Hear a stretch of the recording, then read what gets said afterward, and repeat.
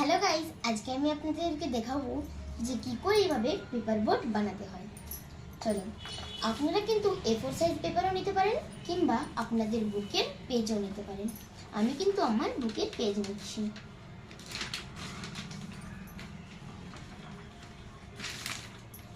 আমার বুকের পেজটা কিন্তু একদম A4 সাইজ পেপারের মতনই।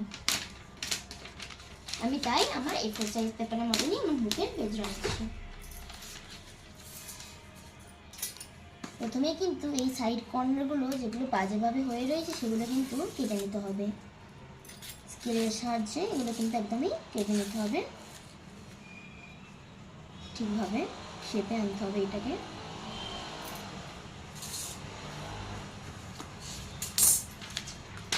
প্রথমেই কিন্তু এই A4 সাইজ পেপারটাকে ফোল্ড করে নিতে হবে।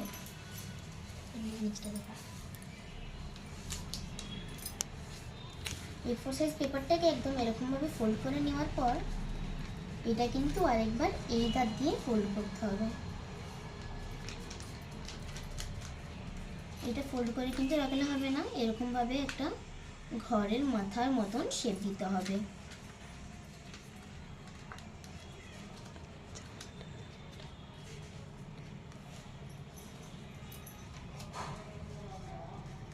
ঘরের মাথার মতন এভাবে শেপ দিয়ে নিতে হবে। তারপর এই নিচে যে খালি পেজটা রয়েছে ওই পেজটাকে কিন্তু আমাদের এরকমভাবে ফোল্ড করে নিতে হবে। টু সাইডে ফোল্ড করবে, আর যে সাইডগুলো রইবে এই সাইডগুলো কিন্তু আপনাদেরকে এইভাবে ফোল্ড করে নিতে হবে। এই সাইডেরটা এই সাইড দিয়ে ফোল্ড করবেন, আর যেটা থাকবে এই সাইডেরটা সেটা কিন্তু ওই সাইড দিয়ে ফোল্ড করে নেবেন।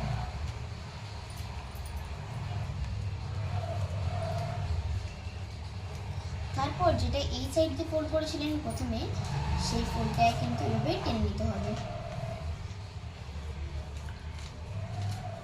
টেনে নেওয়ার পর যেগুলো ওই সাইড দিয়ে ছিল সেগুলো কিন্তু ভালোভাবে এভাবে করে নিতে হবে। তারপর এই মাঝখানে দিয়ে এরকমভাবে একটা শেপ আনতে হবে। দেখুন, এই শেপটা কিন্তু আসার দরকার। এই শেপটা আনার পর কিন্তু আপনাদেরকে এধার দিয়েও ফোল্ড করে নিতে হবে, যেমন একটা ট্রায়াঙ্গেল শেপ চলে আসে।